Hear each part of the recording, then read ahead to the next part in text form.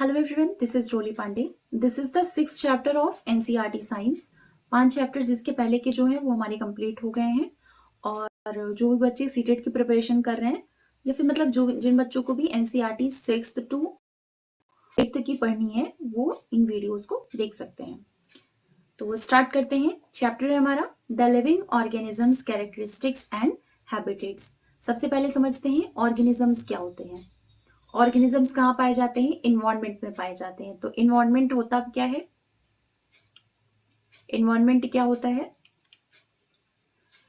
जितने भी बायोटिक या फिर एबायोटिक फैक्टर्स होते हैं उन सबसे मिलकर के हमारा जो इन्वायरमेंट है वो बनता है। इन्वायरमेंट किससे बनता है? जितने भी बायोटिक या एबायोटिक फैक्टर्स है उनसे मिलकर के बनता है। बायोटिक फैक्टर्स क्या होते हैं? जो भी लिविंग थिंग्स होती हैं या जो लिविंग ऑर्गेनिजम्स होते हैं उनको बायोटिक फैक्टर बोला जाता है। और जितने भी नॉन लिविंग ऑर्गेनिजम्स या फिर नॉन लिविंग चीजें होती हैं जैसे कि पत्थर है, सॉइल है, वाटर है, ये सारे क्या है? एबायोटिक कंपोनेंट्स में लिए जाते हैं। तो बायोटिक और एबायोटिक कंपोनेंट्स जो हैं वो डायरेक्टली इनडायरेक्टली जिस भी तरीके से चारों तरफ के सराउंडिंग्स को अफेक्ट करती है उन अफेक्ट की हुई चीजों से ही मिलकर के इन्वायरमेंट बनता है। तो इन्वायरमेंट में क्या पाए जाते हैं? लिविंग ऑर्गेनिजम्स पाए जाते हैं। तो जैसे कि हम जानते हैं कि हर एक जगह पे रीजन्स होते हैं। कहीं पे बहुत होती है, कहीं पे बहुत ज्यादा गर्मी होती है, कहीं पे जो स्नोफॉल है वो हो रहे होते हैं, कहीं पे डेजर्ट एरिया होता है। तो बहुत अलग अलग रीजन्स हैं हर एक जगह पे। तो किसी भी तरीके का कैसा भी इन्वायरमेंट हो, कैसी भी हैबिटेट हो, हर एक जगह पे लिविंग ऑर्गेनिजम्स पाए जाते हैं। तो अलग अलग हैबिटेट में रहने के लिए लिविंग ऑर्गेनिजम्स को कौन कौन से फीचर्स की जरूरत होती है इसको हम पढ़ेंगे। इसके अलावा ये देखेंगे कि कौन कौन सी कैरेक्टरिस्टिक्स हैं जो कि इन लिविंग ऑर्गेनिजम्स में अलग अलग हैबिटेट्स में पाई जाती हैं। तो स्टार्ट करते हैं। चैप्टर में जैसे पहली एंड बूझो के थ्रू ही पूरा बताया गया है। तो आप यहाँ पे बस इतना समझ लीजिए कि वो एक ट्रिप पे गए हैं जहाँ पे वो ऋषिकेश गए हैं, वहां उन्होंने गंगा रिवर देखी। इसके बाद वो हिमालयास पर गए, वहां पे उन्होंने बहुत अलग अलग तरीके के पेड़ देखे जैसे कि ओक्स हैं, पाइन्स हैं, देवदार्स हैं। तो यहाँ से ये पॉइंट आप ले सकते हैं कि हिमालयाज में कौन कौन से तरीके के पेड़ पाए जाते हैं। तो ओक्स हैं, पाइन्स हैं, देवदार्स हैं, ये सारे कहाँ पाए जाते हैं? हिमालयास पे पाए जाते हैं। फिर राजस्थान वो गए, हिमालय पे जाने के बाद राजस्थान पे गए। राजस्थान में उन्होंने हॉट डेजर्ट देखा कि मतलब डेजर्ट ही एरिया होता है हमारा राजस्थान। तो वहां पे हॉट डेजर्ट देखे और उन हॉट डेजर्ट्स में कैमल्स को देखा। कैमल्स के अलावा वहां पे कैक्टस प्लांट को देखा। उसके बाद वो पुरी गए घूमने, पुरी में उन्होंने सी बीच देखी। और इसके अलावा कैजुआराना ट्रीज जो है वो भी उन्होंने सी बीच के आसपास डॉटेड ट्रीज जो थे वो देखे। तो इस तरीके से बहुत अलग अलग जगहों पर वो घूमने गए। कुछ जो थी वो बहुत ज्यादा ठंड जगह थी, कुछ थी वो बहुत ज्यादा गर्म जगह थी, कुछ थी जो कि ड्राई एरियाज थे, ड्राई रीजन्स थे, कुछ ऐसे थे जो कि ह्यूमिड थे। तो इस तरीके से अलग अलग रीजन्स में जाकर के उन्होंने अलग अलग क्लाइमेट, अलग अलग टेम्परेचर वाली जगह देखी। पर उनको एक चीज क्या डिफरेंट लगी कि कैसा भी एनवायरनमेंट हो, कैसा भी टेम्परेचर हो, कैसा भी क्लाइमेट हो कहीं का, हर एक जगह पे किसी ना किसी तरीके के ऑर्गेनिजम्स मतलब कि जो लिविंग क्रिएचर्स हैं वो प्रेजेंट थे ही।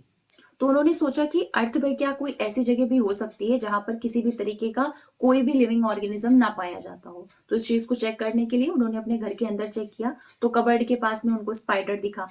इसके अलावा बाहर जाकर के देखा तो बहुत सारी ऐसी जगह उन्होंने देखी जहां पे किसी ना किसी तरीके की छिपकली है, कुछ ना कुछ उनको लिविंग क्रिएचर्स हर एक जगह पे देखने को मिले। इससे उनको ये समझ में आया कि ऐसी कोई जगह हो ही नहीं सकती है जहां पे लिविंग ऑर्गेनिजम्स ना पाया जाए। यहां तक कि वॉल्केनो इतना ज्यादा गर्म होता है, इतना ज्यादा वहां पे टेम्परेचर होता है, उसके बावजूद वॉल्केनोज की ओपनिंग्स पे भी उन्होंने छोटे छोटे लिविंग ऑर्गेनिजम्स को देखा। तो इस तरीके से हम समझ सकते हैं कि कैसा भी रीजन हो, ठंडा, गर्म, माउंटेन वाला या फिर डेजर्ट टाइप का, हर एक रीजन में हमको लिविंग ऑर्गेनिजम्स देखने को मिलते हैं। अब इन लिविंग ऑर्गेनिजम्स में प्लांट्स भी हो सकते हैं, एनिमल्स भी हो सकते हैं। तो हर एक जगह पे अलग अलग टाइप के, अलग अलग वैरायटी के प्लांट्स भी देखने को मिलते हैं और अलग अलग वैरायटी के एनिमल्स भी देखने को मिलते हैं। तो इस तरीके से हम हर एक रीजन्स की बात करेंगे कि ग्रासलैंड वाला है, माउंटेन वाला है, डेजर्ट वाला है, वहां पे कैसा हैबिटेट होता है, उस हैबिटेट में किस तरीके के एनिमल्स पाए जाते हैं, किस तरीके के प्लांट्स पाए जाते हैं, और वो किस तरीके से अपने आप को एडॉप्ट करते हैं वहां पर अपने आप को जीवित रखने के लिए। ठीक है, तो पहला टॉपिक क्या है हमारा, organisms and the surroundings where they live. ये इतना आपका कुछ ऐसा इंपॉर्टेंट नहीं है। जैसे कि डेजर्ट है, वहां पे हम क्या देखते हैं, कैमल्स को देखते हैं। माउंटेन है, वहां पे गोट या फिर याक देखते हैं। पुरी है, वहां पर क्रैब या इस तरीके के क्रिएचर्स देखने को मिल जाते हैं। इसके अलावा अलग अलग वैरायटी की फिशेस देखने को मिल जाती हैं। तो ये सारा बताया गया है कि जो अलग अलग रीजन है वहां पर कौन कौन से तरीके के एनिमल्स देखने को मिल सकते हैं। फिर यहाँ पे एक एक्टिविटी दी गई है, ये आपकी किसी काम की नहीं है। इस एक्टिविटी में है कि आप फॉरेस्ट में या फिर माउंटेन्स पे या फिर डेजर्ट पे या फिर सी या समुद्र के पास या फिर कहीं भी ऐसे कोई भी अलग रीजन ले लीजिए आप, वहां पे जो अलग अलग तरीके की चीजें आपने देखी हो या फिर आपने बुक्स वगैरह में पढ़ी हो उस अकॉर्डिंग टेबल बनाइए, जिससे हमें पता चल सके कि अलग अलग रीजन्स में अलग अलग तरीके के कौन से प्लांट्स या एनिमल्स रहते हैं। तो आपके लिए किसी जरूरत का नहीं है, बस मैंने एक्सप्लेन कर दिया। अब हम समझेंगे कि हैबिटेट और एडाप्टेशन इन दोनों में डिफरेंस क्या होता है। जैसे कि समुद्र में हम देखें तो समुद्र में चारों तरफ से जो पानी होता है वो कैसा होता है, सॉल्टी वाटर होता है। इस सॉल्टी वाटर में अलग अलग तरीके के प्लांट्स और एनिमल्स पाए जाते हैं। Most of them use the air dissolved in water. तो नॉर्मली हमको जब सांस लेनी है, बाहर की तरफ ब्रीदिंग की प्रोसेस करनी है, तो सांस लेने के लिए हम क्या करते हैं कि बाहर से इनहेल किया तो एयर के थ्रू हमको ऑक्सीजन मिलती है। लेकिन जो समुद्र में प्लांट या एनिमल्स रहते हैं जो कि सॉल्टी वाटर से घिरे होते हैं या फिर बेसिकली हम कह सकते हैं वाटर से घिरे होते हैं, तो उनको सांस लेने के लिए ऑक्सीजन कहाँ से मिलती है, तो जो पानी में एयर डिजॉल्व रहती है उससे वो ऑक्सीजन ले लेते हैं, जो भी प्लांट्स या एनिमल समुद्र में पाए जाते हैं। और इसके अलावा there is very little water available in the desert. तो पहले हमने समुद्र की बात की, समुद्र का जो रीजन है वो अलग है, डेजर्ट का जो रीजन या फिर क्लाइमेट है वो अलग है। सी में क्या होता है, चारों तरफ पानी से घिरा हुआ है। डेजर्ट में क्या होता है कि बहुत ज्यादा गर्मी होती है दिन के टाइम में वहां पे, और बहुत ज्यादा ठंड होती है रात के समय में। Very hot in the day time and very cold at night in the desert. The animals and plants on the desert live on the desert soil and breathe air from the surroundings। तो वो जो उनको survive करने के लिए जो भी जरूरतें होती हैं वो अपने सराउंडिंग से इस तरीके से लेते हैं। तो हम पढ़ क्या रहे थे कि हैबिटेट और एडाप्टेशन, इन दोनों में हमको डिफरेंस देखना था। तो हमने एक तरीके का हैबिटेट देखा जो कि समुद्र में था, दूसरा हैबिटेट हमने देखा जो कि डेजर्ट एरिया में पाया जाता। तो जो सी और डेजर्ट है ये दोनों ही बहुत अलग अलग सराउंडिंग्स हैं, तो हम यहाँ पे बहुत अलग अलग तरीके के प्लांट्स और एनिमल्स देखने को मिलते हैं। The body structure of a camel helps it to survive in desert conditions. Camels have long legs which help to keep their bodies away from the heat of the sand. They excrete a small amount of urine. Their dung is dry and they do not sweat. तो हम मतलब समझ सकते हैं यहाँ पे कि जैसे कि जो डेजर्ट एरिया होता है, डेजर्ट एरिया में जो भी प्लांट्स या एनिमल्स होते हैं वो वहां पे जीवित रहने के लिए वहां के अकॉर्डिंग ही खुद को अडॉप्ट कर लेते हैं। उनके बॉडी में कुछ ऐसे स्पेसिफिक फीचर्स होते हैं जो उस पर्टिकुलर जगह पे उनको रहने के लिए उनकी हेल्प करता है। जैसे कि अगर हम कैमल्स की बात करें तो कैमल्स के जो खुर होते हैं वो इस तरीके से होते हैं कि जो वहां की मिट्टी है या फिर जो भी सैंड है उसकी गर्मी से उनके पैर जलेना, इस तरीके से उनका पैर बना होता है। इसके अलावा क्योंकि वहां पे पानी की कमी होती है तो जो यूरिनेशन है वो बहुत ज्यादा कम अमाउंट में करते हैं। उनका जो डंग है वो बहुत ज्यादा सूखा होता है, या फिर उनकी बॉडी में बहुत ज्यादा स्वेटिंग नहीं होती है। तो इस तरीके से कुछ ऐसी चीजें हैं जिस तरीके से उनकी बॉडी से बहुत ज्यादा वाटर लॉस ना हो और फिर भी वो वहां पे सरवाइव कर सके। क्यों? क्योंकि डेजर्ट में पानी कम है। तो यहाँ से हमने ये समझा कि जो कैमल है, कैमल का डिजाइन इस तरीके से होता है, उसकी बॉडी के फीचर्स इस तरीके से होते हैं कि वो जो डेजर्ट एरिया है उस रीजन के अकॉर्डिंग खुद को ढाल सके या उस रीजन के अकॉर्डिंग वो सरवाइव कर सके। तो ये हो गया हमारा डेजर्ट एरिया में जो रहते हैं वो किस तरीके से खुद को अडॉप्ट करने के लिए चीजें उनकी बॉडी में होती हैं। इसके बाद अगर हम, डेजर्ट एरिया हो गया हमारा, अब हम जो समुद्र में या फिर पानी में जो भी मछलियां या फिर जो भी एनिमल्स या प्लांट्स रहते हैं वो खुद को कैसे सरवाइव करने के लिए रखते हैं, तो उसके लिए हम समझेंगे समुद्र का ऑप्शन। इसका एग्जाम्पल हमने किसके थ्रू लिया है? इसका एग्जाम्पल हमने लिया है मछलियों के थ्रू। अब हमने पिछले चैप्टर में पढ़ा हुआ है कि मछलियों का जो शरीर है, की बॉडी है, वो इस शेप में होती है कि वो वाटर में मूवमेंट कर सके। तो कौन सा शेप होता है? स्ट्रीमलाइंड शेप होता है। जो मछलियों का शेप होता है उसको क्या बोलते हैं? Streamlined shape. तो ये जो स्ट्रीमलाइंड शेप होता है ये इनको पानी के अंदर मूवमेंट करने में हेल्प करता है। इसके अलावा फिशेस की बॉडी पे स्लिपरी स्केल्स पाई जाती हैं जो कि इनकी प्रोटेक्शन करती हैं। इसके अलावा अगर पानी में उनको मूवमेंट करना है तो उन पानी में वो ठीक तरीके से या नॉर्मली मूवमेंट कर सकें, उसमें भी जो स्केल्स हैं इनकी बॉडी पे वो उनकी हेल्प करती हैं। इसके अलावा इनके फ्लैट फिन्स होती हैं, टेल्स होती हैं जो कि अलग डायरेक्शन या फिर डायरेक्शन चेंज करने में इनकी हेल्प करती हैं। इसके अलावा फिन्स और टेल्स जो होती हैं वो वाटर में इनका बैलेंस बनाने में भी हेल्प करती हैं। इनमें गिल्स प्रेजेंट होता है। हम लंग्स के थ्रू सांस लेते हैं, ये गिल्स के थ्रू सांस लेती हैं। गिल्स का मेन फंक्शन क्या होता है कि पानी में जो भी ऑक्सीजन डिजोल्व होती है उसको यूज करने में गिल्स हेल्प करती हैं। तो इस तरीके से हमने समझा। तो डेजर्ट एरिया था, डेजर्ट में कैमल रहता है, तो कैमल की बॉडी के फीचर इस तरीके से होते हैं कि वो डेजर्ट के अकॉर्डिंग खुद को चेंज कर सके या फिर खुद को सरवाइव करवा सके। पानी है, पानी में मछलियां रहती हैं, मछलियों का इस तरीके से डिजाइनेशन हुआ रहता है कि वो पानी में ठीक तरीके से सरवाइव कर सकें। तो फिर हम अगर कहें कि एडाप्टेशन क्या होता है, तो presence of specific feature or certain habit which enable an organism to live naturally in a place is called adaptation. किसी भी पर्टिकुलर जगह पे रहने के लिए कोई स्पेसिफिक फीचर जो कि उनको उस जगह पे रहने में, उनको सरवाइव करने में उनकी नेचुरली हेल्प कर सके, उसी को एडाप्टेशन कहते हैं। ठीक है, कुछ ऐसी सर्टेन हैबिट या कोई स्पेसिफिक फीचर, जैसे कि मछलियों में स्ट्रीमलाइंड शेप होता है बॉडी का। इसके अलावा उनमें गिल्स होता है कि वो सांस ले सकें, ऑक्सीजन जो डिजोल्व है पानी में उसको यूज कर सकें। तो ऐसे कुछ स्पेसिफिक फीचर होते हैं। कुछ सर्टेन हैबिट्स होती हैं कि जैसे कि जो कैमल वगैरह हैं वो लोग यूरिनेशन बहुत ज्यादा कम करते हैं, बहुत कम करते हैं, स्वेटिंग बहुत ज्यादा कम करते हैं। तो कुछ ऐसी सर्टेन हैबिट्स या कोई स्पेसिफिक फीचर जिनकी प्रेजेंस की वजह से वो उस पर्टिकुलर जगह पे, प्लेस पर नेचुरली सरवाइव कर पाए, तो इसी को एडाप्टेशन कहा जाता है। मतलब नॉर्मली कहें, अगर एक वर्ड में कहें तो adaptation of organisms differ depending on their place of dwelling. जिस भी जगह पे वो रह रहे हैं उस जगह के अकॉर्डिंग जो डिफरेंस होता है, मतलब अलग अलग जगह के अकॉर्डिंग अलग अलग एनिमल्स हैं या प्लांट्स हैं, वो अलग अलग तरीके से अडॉप्ट करते हैं उस जगह पे सरवाइव करने के लिए। और हैबिटेट क्या होता है? हम कह सकते हैं घर, ऐसी जगह जो उनको सरवाइव करने के लिए सारी चीजें प्रोवाइड कराए, ऐसी जगह को हैबिटेट कहा जाता है। या फिर ऐसी जगह जो कि ऑर्गेनिजम्स की रहने वाली होती हैं वो हैबिटेट है। जैसे कि मछली का हैबिटेट पानी है और कैमल का हैबिटेट क्या है? तो वो डेजर्ट है। तो हैबिटेट मीन्स अ ड्वेलिंग प्लेस या फिर अ होम।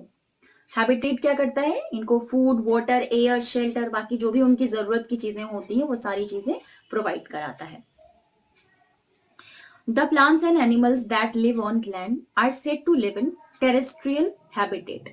ऐसे प्लांट्स या ऐसे एनिमल्स जो कि जमीन पर रहते हैं उनको कहा जाता है वो किस हैबिटेट में है? वो टेरेस्ट्रियल हैबिटेट में है। टेरेस्ट्रियल हैबिटेट का एग्जांपल क्या क्या है? जैसे कि जंगल है, ग्रासलैंड है, डेजर्ट है, कोस्टल या माउंटेन रीजन्स हैं, ये सारे क्या है? टेरेस्ट्रियल हैबिटेट में आते हैं। इसके अलावा जो प्लांट्स और एनिमल्स पानी में रहते हैं, तो पानी में रहने वाले प्लांट्स और एनिमल्स का हैबिटेट कैसा होता है? एक्वेटिक हैबिटेट होता है। इसको हम वन बाय वन करके अभी समझेंगे कि अलग अलग तरीके के हैबिटेट में कैसी कैसी अडाप्टेशन जो एनिमल्स होते हैं या प्लांट्स होते हैं करते हैं। तो एक्वेटिक हैबिटेट के एग्जांपल्स क्या हो जाएंगे? लेक्स, रिवर्स और ओशियंस। ये सारे क्या है? लेक्स, रिवर्स और ओशियंस, ये सारे कुछ एग्जाम्पल हैं एक्वेटिक हैबिटेट के। इसके अलावा यहाँ पे एक इंपॉर्टेंट पॉइंट है, इसको समझ लीजिए। ये है एक्लेमेटाइजेशन। ये क्या होता है? जैसे कि बॉडी में चेंजेस होते हैं थोड़े ही समय में, शॉर्ट पीरियड ऑफ टाइम में, जैसे कि 1 हफ्ते में, 2 हफ्ते में हो गया या 2.5 हफ्ते में। तो ये जो शॉर्ट पीरियड ऑफ टाइम में चेंजेस होते हैं किसी भी प्लांट्स में या एनिमल्स में या किसी भी ऑर्गेनिज्म में, जिसलिए वो सराउंडिंग में एडजस्ट कर पाए, तो उन चेंजेस को ही क्या कहा जाता है, एक्लाइमेटाइजेशन कहा जाता है। ठीक, और जो एक्लाइमेटाइजेशन है ये एडॉप्टेशन से बिल्कुल अलग होता है, क्योंकि एडॉप्टेशन में जो चेंजेस आते हैं वो लगभग हजारों साल के चेंज के बाद एक फाइनल चेंज आता है, वो एडॉप्टेशन हुआ। और जो शॉर्ट पीरियड ऑफ टाइम में कुछ चेंजेस आ जाए मस्कुलर सराउंडिंग से एडजस्ट करने के लिए, तो वो एक्लाइमेटाइजेशन हुआ। जैसे कि इसका एक एग्जांपल अगर बताएं, तो मान लो माउंटेन रीजन्स पे रहते नहीं है, रहने के बावजूद अगर हम चढ़ाई करते हैं या फिर हाई माउंटेन्स पर चढ़ने की कोशिश करते हैं, तो वहां पे हमको सांस लेने में दिक्कत होती है, या कोई भी फिजिकल एक्सरसाइज करनी है तो उनको करने में दिक्कत होती है। तो वहां पे हमको सरवाइव करने के लिए बहुत तेज तेज से सांस लेनी पड़ती है। लेकिन कुछ दिन के बाद धीरे धीरे हमारी बॉडी उस चेंज्ड कंडीशन में खुद को एडजस्ट कर लेती है। तो ये जो चेंज आया उस हाई माउंटेन वाले रीजन में एडजस्ट करने के लिए, तो वो चेंज क्या हो गया, एक्लेमेटाइजेशन हो गया। ठीक, और ये अडाप्टेशन से डिफरेंट होता है, इसको याद रखिएगा, क्योंकि एक्लेमेटाइजेशन में शॉर्ट पीरियड ऑफ टाइम में चेंज होता है बॉडी में सराउंडिंग से एडजस्ट करने के लिए, और एडॉप्टेशन में उस पर्टिकुलर रीजन में रहने के लिए हजारों साल की वजह से जो चेंज आता है वो होता है हमारा एडॉप्टेशन। ठीक, नेक्स्ट है हमारा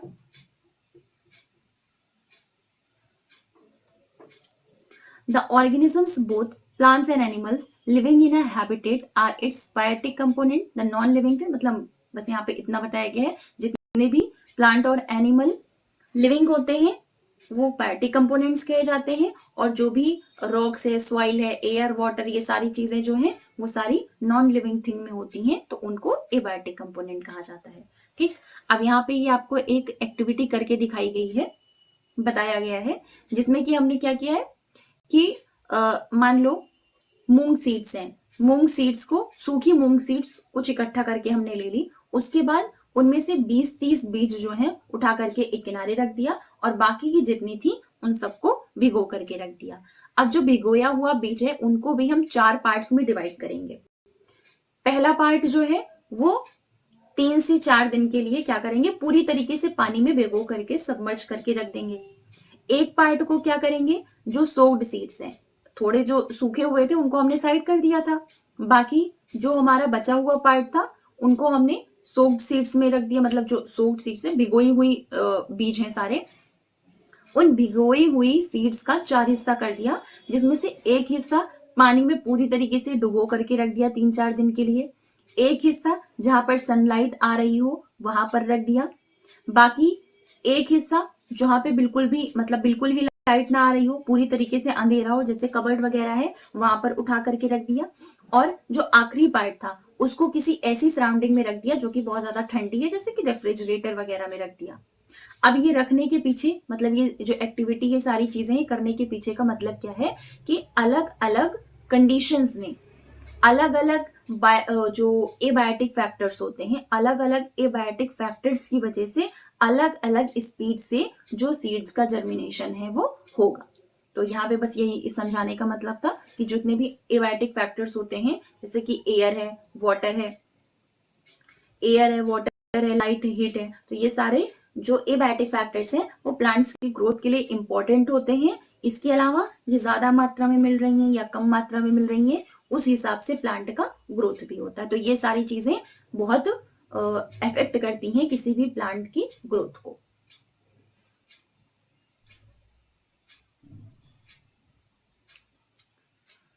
तो ये यहाँ पे एडाप्टेशन ही तो हो रहा है, क्योंकि जैसे कोल्ड रीजन है, रेफ्रिजरेटर में रखा हुआ है, वो रेफ्रिजरेटर के अकॉर्डिंग खुद को अडॉप्ट करके अपना ग्रोथ करेगा, सीड जो ठंड रेफ्रिजरेटर में रखा है।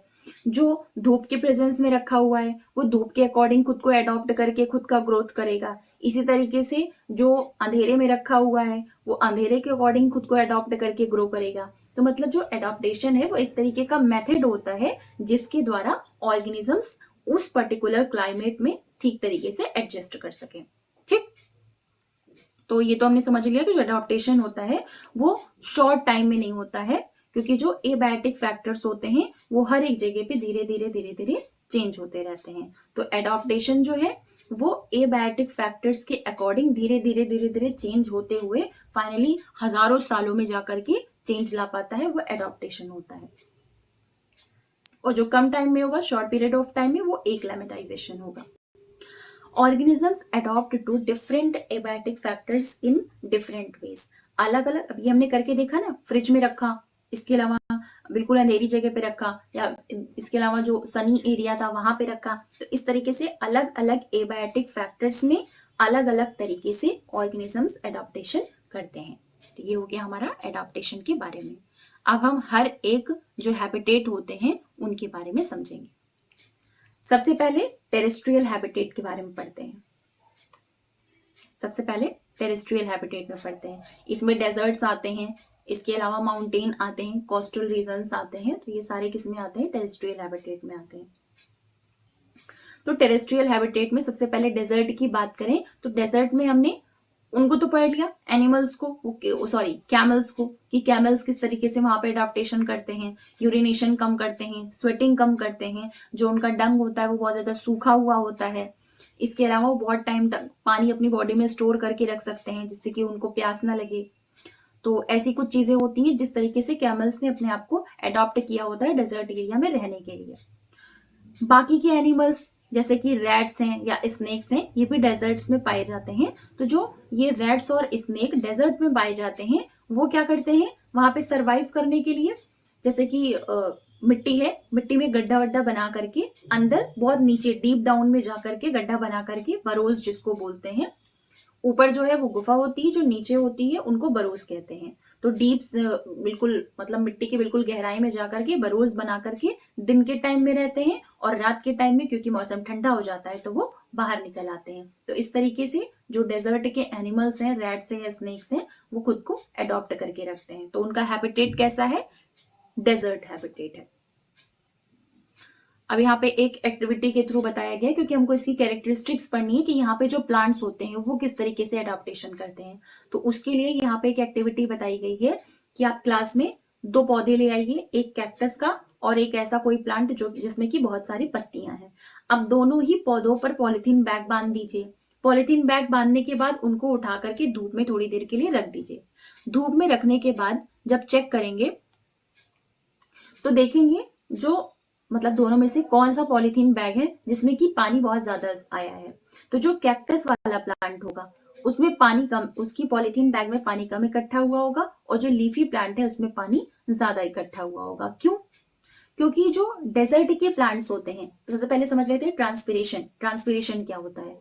जैसे बॉडी में जो पानी मतलब एक्स्ट्रा इकट्ठा हो जाता है, तो उन एक्स्ट्रा पानी को जो प्लांट्स हैं वो अपने लीफ पे छोटे छोटे होल्स होते हैं जिनको स्टोमेटा बोलते हैं, तो उसके थ्रू वो जो एक्स्ट्रा वाटर होता है उसको रिलीज कर देते हैं, बॉडी से निकाल देते हैं। तो डेजर्ट प्लांट्स क्या करते हैं, जो उनमें ट्रांसपिरेशन की प्रोसेस होती है, मतलब कि जो पानी लूज करने की प्रोसेस होती है वो बहुत ज्यादा कम होती है।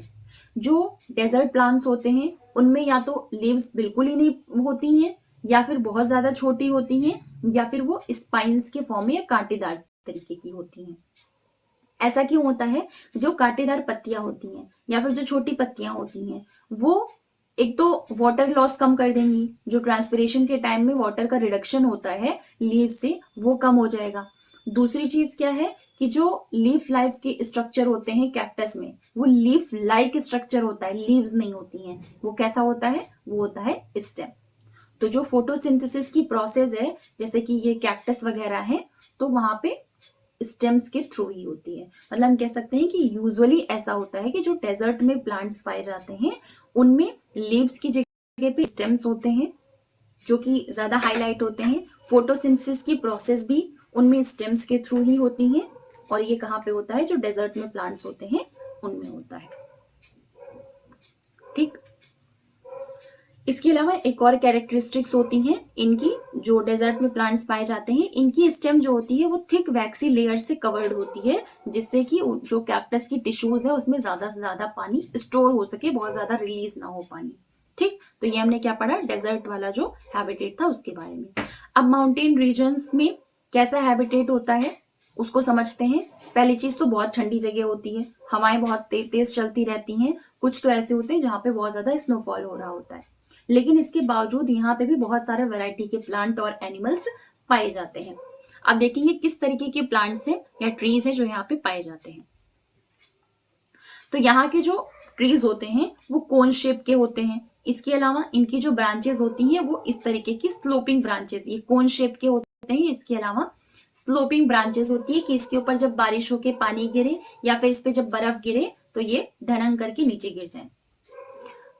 These trees are normally तो कॉन शेप की होती हैं, स्लोपिंग ब्रांचेस होती हैं। इसके अलावा the leaves of some of these trees are needle like, मतलब पत्तियों के तरीके की इनकी जो पत्तियां होती हैं वो, मतलब सुई के तरीके की इनकी जो पत्तियां हैं वो होती हैं। जैसे आपने देखा होगा जो एक्समस ट्री होता है उनमें होती है निडल की तरीके की पतली पतली पत्तियां होती हैं, तो ऐसे ही माउंटेन रीजन पे पाई जाती हैं। ठीक, this helps the rain water and snow to slide off easily. तो ये जो भी बारिश का पानी आ रहा होता है या फिर जो बर्फ वगैरह आई होती हुई तो वो आराम से स्लाइड हो सके, इस वजह से यहाँ का स्ट्रक्चर, यहाँ के जो प्लांट्स हैं उनका स्ट्रक्चर ऐसा होता है। तो माउंटेन रीजन्स पे जो प्लांट्स होते हैं उनके बारे में हमने समझ लिया। अब हम वहां के एनिमल्स कैसे रहते हैं उनके बारे में समझते हैं। इनकी थिक स्किन होती है या फिर थिक फर इनके बॉडी पे पाए जाते हैं जो कि इनको ठंड से बचाता है। जैसे कि याक्स हैं, इनकी एक सेकेंड, याक्स हैं, इनकी बॉडी में लॉन्ग हेयर्स पाए जाते हैं जो कि इनको गर्म रखने में इनकी हेल्प करता है। स्नो लेपर्ड जो है उनकी बॉडी पे थिक फर पाए जाते हैं जो कि उनकी ठंड से रक्षा करता है या फिर ठंड में उनको सरवाइव करने में उनकी हेल्प करता है। ऐसे ही माउंटेन गोट है, माउंटेन गोट की हूव्स इस तरीके से होती हैं कि बर्फ में दौड़ने में या फिर माउंटेन रीजन पे दौड़ने में चलने में इनको किसी तरीके की कोई दिक्कत ना आए। तो इस तरीके से हम समझ सकते हैं जो माउंटेन हैबिटेट होता है उसमें स्नो लेपर्ड है, याक है, माउंटेन गोट है, ये सारी चीजें, ये सारे एनिमल्स हैं जो कि पाए जाते हैं। ठीक, और तो ये हमने पढ़ लिया कि माउंटेन गोट की स्ट्रॉन्ग हूव्स होते हैं जो कि रॉकी स्लोप्स, जो माउंटेन्स के जो पहाड़ों के रॉकी स्लोप्स होते हैं उनमें उनको दौड़ने में हेल्प करता है। तो ये हो गया। इसके अलावा नेक्स्ट है हमारा ग्रासलैंड। ग्रासलैंड तो बहुत नॉर्मल है। ग्रासलैंड कहते किसे हैं? जैसे कि ऐसा एरिया जहां पे बहुत ज्यादा बारिश नहीं होती है लेकिन इतनी भी कम बारिश नहीं होती है कि वो डेजर्ट बन जाए, तो ऐसे एरिया को फॉरेस्ट या फिर ग्रासलैंड कहा जाता है। यहाँ पे लॉयंस या डियर्स, ये जो भी एनिमल्स हैं, लॉयंस, डियर्स वगैरह हैं, वो सारे कहाँ पाए जाते हैं? वो पाए जाते हैं ग्रासलैंड में। तो lions have long clause in their front legs that can be withdrawn inside the toes. तो इनके जो क्लॉज होते हैं वो फ्रंट लेग्स में होते हैं, मतलब कि लंबे लंबे क्लॉज होते हैं जिसकी वजह से ये जानवरों का शिकार कर सकें। इसके अलावा जो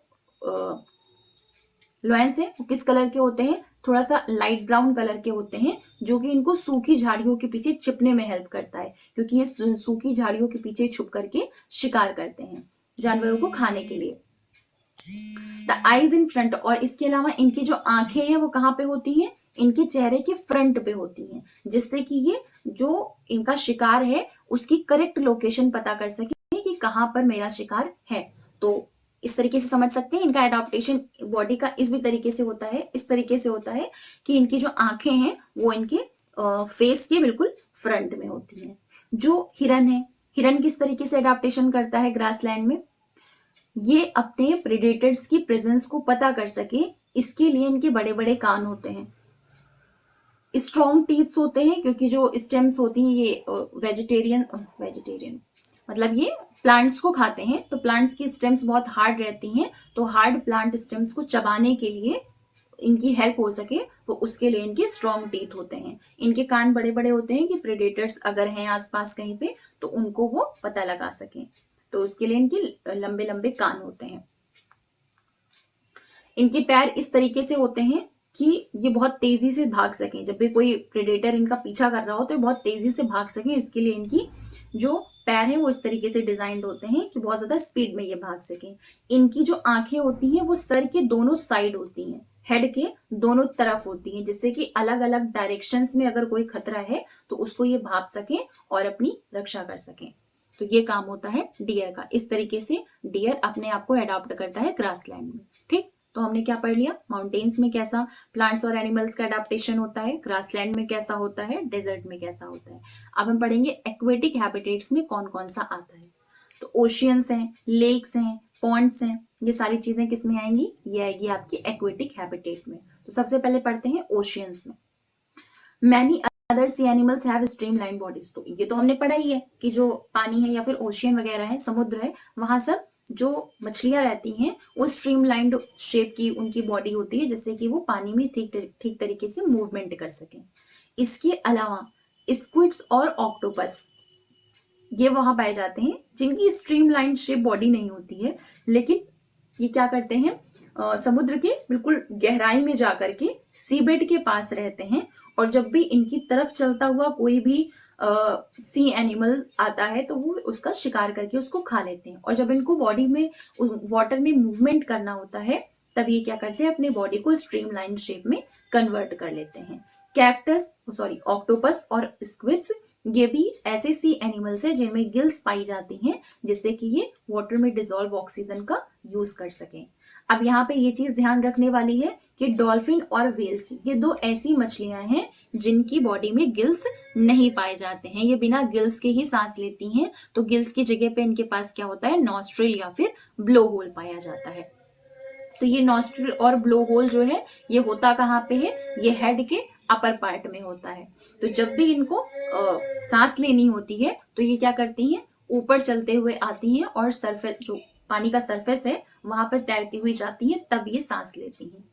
और इनकी एक कैपेबिलिटी ये होती है कि ये बहुत ज्यादा देर तक आराम से लॉन्ग टाइम के लिए बिना सांस लिए पानी के अंदर रह सकती हैं। और जब इनको सांस लेना होता है तो ये समय समय पर सरफेस पे जा करके और सांस ले लेती हैं। ठीक, तो ये हो गया हमारा ओशियंस में किस तरीके से अडॉप्टेशन होता है एनिमल्स का, उसके बारे में। अब समझेंगे पॉन्ड्स और लेक्स, इन दोनों में यहाँ पे किस तरीके से अडॉप्टेशन करते हैं। ये यहाँ पर कुछ ऐसे एनिमल मतलब कि जैसे हाइड्रिला है, वाटर लिली है, लोटस है, ये सारे क्या हैं, ये सब पॉन्ड्स में या फिर लेक्स में रहने वाले प्लांट्स हैं और उसी अकॉर्डिंग इनका अडॉप्टेशन होता है।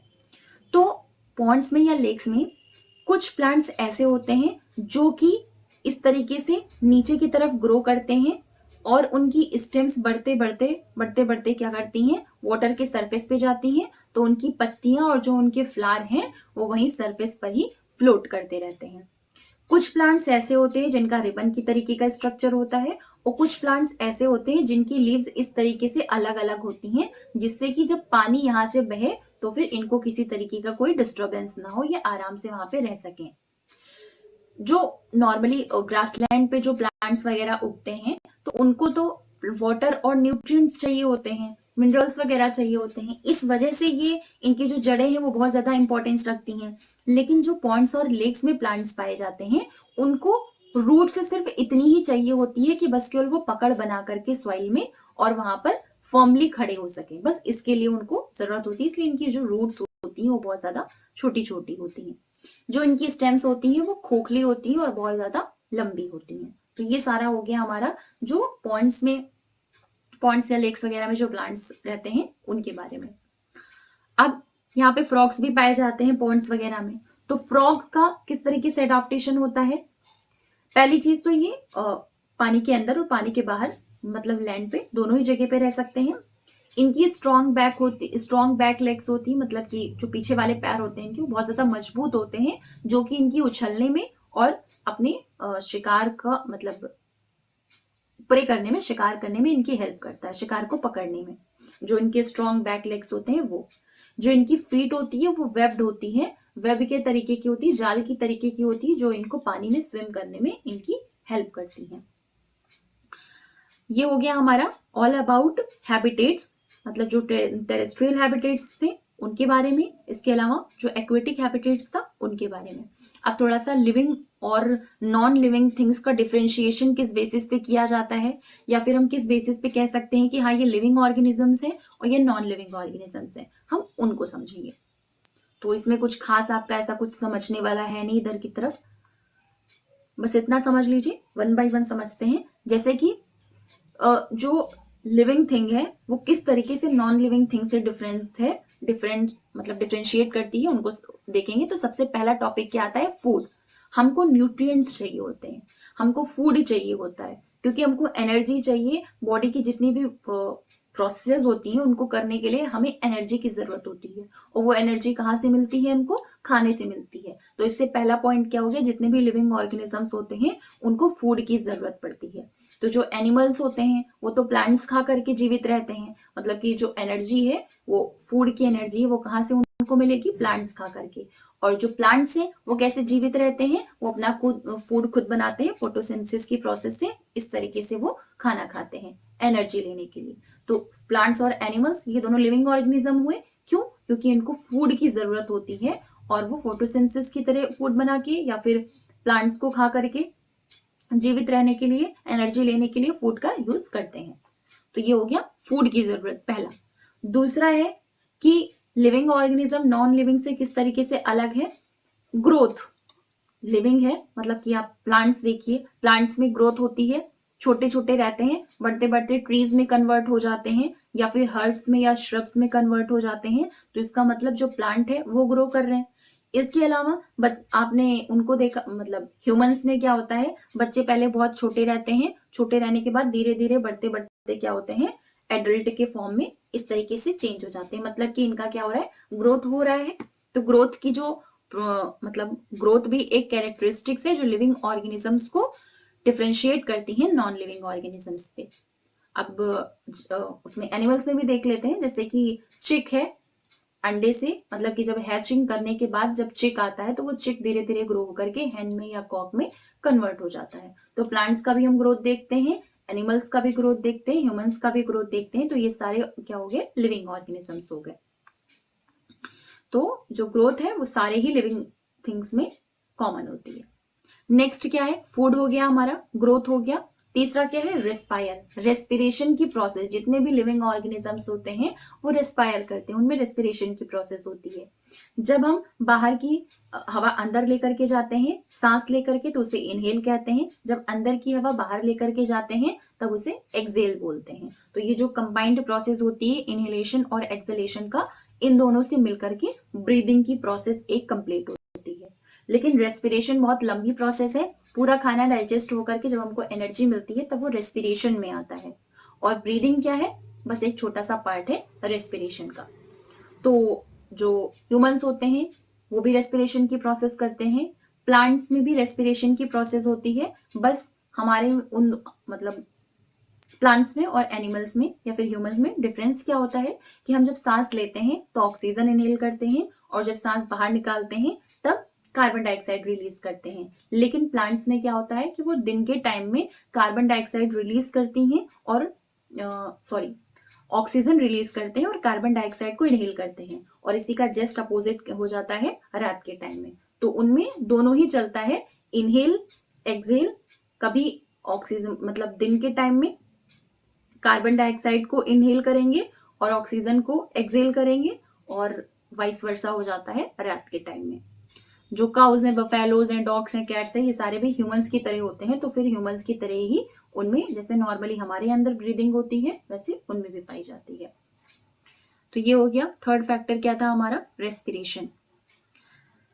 अब हर एक मतलब कि सबका मैकेनिज्म अलग अलग होता है गैसेस एक्सचेंज करने का। तो जैसे कि अर्थवॉर्म है, उनकी ब्रीदिंग होती है स्किन के थ्रू। मछलियां हैं, उनकी होती है गिल्स के थ्रू, जो वाटर में डिसॉल्व ऑक्सीजन होता है वो उनका यूज करते हैं। प्लांट्स का समझ लिया आपने कि सनलाइट में क्या करते हैं, वो प्लांट का यूज करके, मतलब प्लांट्स क्या करते हैं, कार्बन डाइऑक्साइड का यूज करके खाना बनाते हैं और ऑक्सीजन रिलीज करते हैं। और मतलब कि जितनी ऑक्सीजन वो खाना बनाने में ले रहे हैं उससे ज्यादा ऑक्सीजन वो बाहर की तरफ रिलीज कर देते हैं, और इसी का जस्ट उल्टा हो जाता है रात के टाइम में। तो रेस्पिरेशन की प्रोसेस भी लिविंग ऑर्गेनिजम्स में होती है। इस तरीके से भी नॉन लिविंग ऑर्गेनिजम्स से डिफरेंशिएशन पता कर सकते हैं। फिर है रिस्पॉन्ड टू स्टिमुलाई। इन्वायरमेंट में किसी भी तरीके का जब चेंज हो उससे जो रिस्पॉन्स दिया जाता है उसको कहते हैं रिस्पॉन्ड टू स्टिमुलाई। तो हमको कोई भी कांटा लग जाए, कांटा चुभ जाए, नंगे पैर जब हम चल रहे हों, या फिर हमको मतलब कि सडनली अगर आंखों पे लाइट पड़े तो आंखों पे लाइट करने पे आंखें ऐसे बंद हो जाएं, तो ये सारे क्या है, स्टिमुलाई। कोई भी बाहर से ऐसी चीजें आती हैं तब उन पे रिस्पॉन्स करते हैं। मतलब जो लिविंग ऑर्गेनिजम्स होते हैं वो स्टिमुलाई पर रिस्पॉन्स करेंगे। तो ये भी एक डिफरेंस होता है लिविंग और नॉन लिविंग में। प्लांट्स में भी स्टिमुलेशन होता है, मतलब कि प्लांट्स भी जो हैं वो कोई भी बाहर की ऐसी चीजें आती हैं उन पर मतलब स्टिमुलाई पर वो रिस्पॉन्स करते हैं। जैसे कि कुछ प्लांट्स ऐसे होते हैं जो कि केवल रात के टाइम में ही खिलते हैं, तो रात क्या हो गया उनके लिए, एक स्टिमुलस हो गया जिस पर वो रिस्पॉन्स दे रहे हैं। इसके अलावा एक पौधा होता है मिमोसा, जिसको टच मी नॉट भी कहा जाता है। तो ये प्लांट क्या करता है, जब भी इसको कोई टच करता है तो ये क्या करता है, रिस्पॉन्स के रूप में खुलता है, या फिर मतलब फोल्ड हो जाता है, या फिर खुलता है, अपनी खुद को क्लोज कर लेता है या फिर फोल्ड कर लेता है। तो ये इस तरीके का चेंज आया, मतलब कि किसी भी स्टिमुलस पे प्लांट्स भी है रिस्पॉन्स पर कर रहे हैं। तो इसका मतलब कि प्लांट भी क्या हुए, लिविंग ऑर्गेनिजम्स में हुए। ठीक,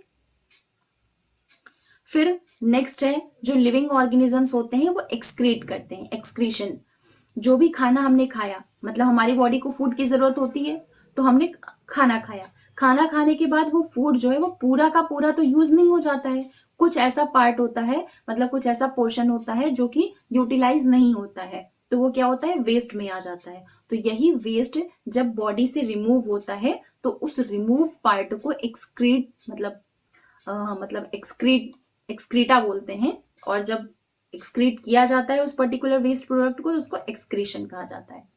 तो process of getting rid of waste by organisms is known as excretion। जो भी वेस्ट है उन वेस्ट से जब बाहर निकाला जाता है तब इसको एक्सक्रीशन कहा जाता है।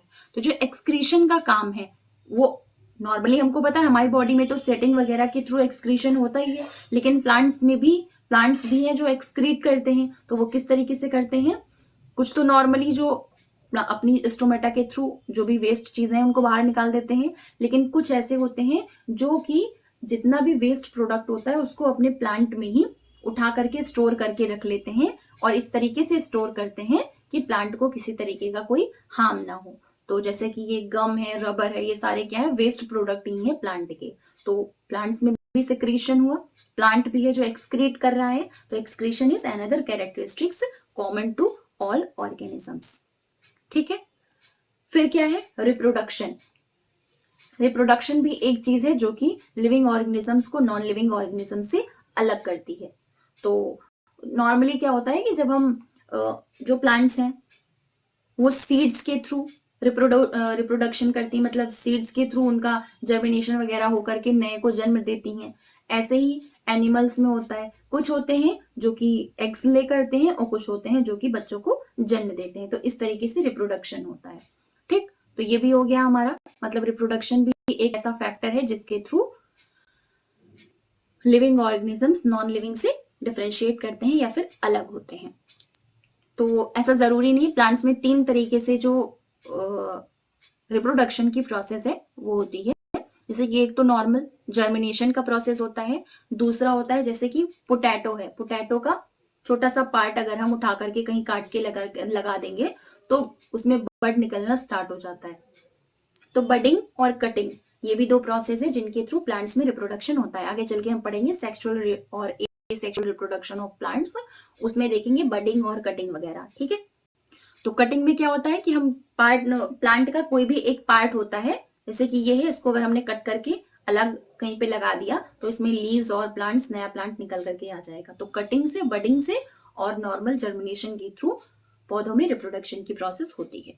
ठीक, ये हो गया हमारा। लास्ट क्या है, ऑल ऑर्गेनिजम्स मूव, मतलब जितने भी लिविंग ऑर्गेनिजम्स होते हैं उनमें मूवमेंट होता है। अब कहने के लिए ये भी कह सकते हैं कि जो कार बस वगैरह है वो भी तो मूव करते हैं, लेकिन हमारे थ्रू ही तो मूव कर रहे हैं, हम मूवमेंट करवा रहे हैं उनका, तब वो मूव कर रहे हैं। तो लिविंग थिंग्स में मूवमेंट होता है, ये भी एक डिफरेंस है। अब जो प्लांट्स होते हैं वो तो मूव नहीं कर सकते हैं, लेकिन उनके प्लांट में क्या होता है कि जब वो एब्जॉर्ब करते हैं सॉइल के थ्रू न्यूट्रिएंट्स को या वाटर को, तो वाटर, मिनरल्स और फूड जो भी बनाया जाता है पत्तियों के थ्रू, तो उनका एक जगह से दूसरी जगह पे आना जाना, तो मूवमेंट ही हो रहा है उनके एक पार्ट से दूसरे पार्ट में।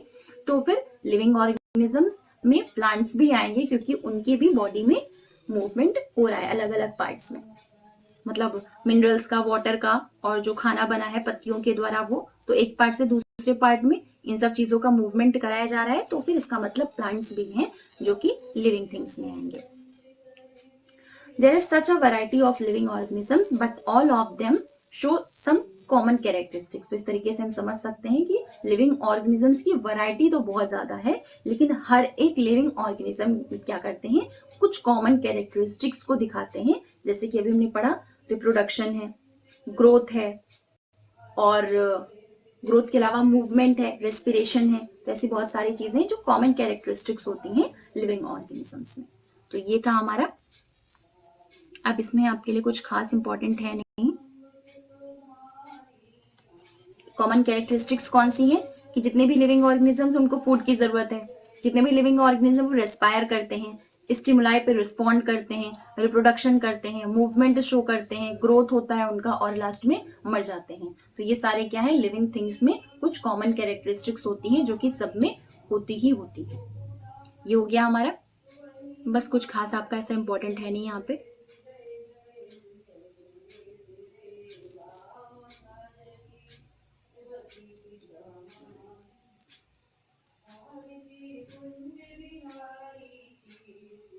ये नॉर्मल कुछ ऐसा खास है नहीं इसमें। लुकिंग तो मतलब हम क्या कह सकते हैं, मतलब बेसिकली लाइफ होती क्या है, तो looking at all the diversity of living beings around us we can conclude that life is beautiful just for moral.